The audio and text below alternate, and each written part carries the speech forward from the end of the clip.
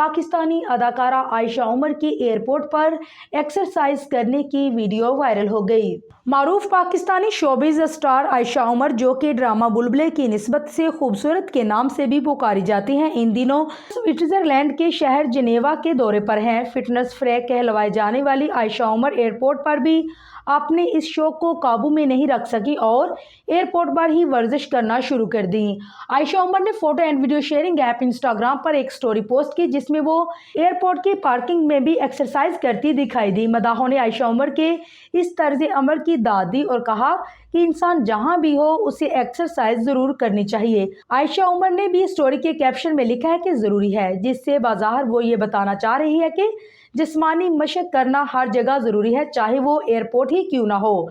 Instagram पर 60 lakh followers रखने वाली आयशा उमर अपनी फिटनेस के हवाले से अपडेट्स शेयर करती रहती हैं। एक्टर, सिंगर, प्रोड्यूसर के साथ साथ आयशा उमर एक बिजनेस वुमेन भी है। उन्होंने आयशा ब्यूटी के नाम से एक सैलून भी कायम किया है, जबकि आयशा उमर स्टाइल के नाम से उनका एक फैशन ब्रांड भी है।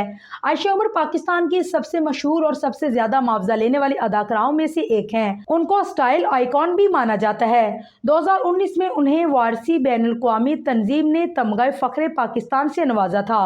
आयशा उमर ने 2012 में अपना एक एल्बम जारी किया, जिसमें नगमा, चलते चलते और खामोशी शामिल हैं। उन्हें इस एल्बम के लिए लेक्स स्टाइल अवार्ड का बेहतरीन एल्बम अवार्ड मिला।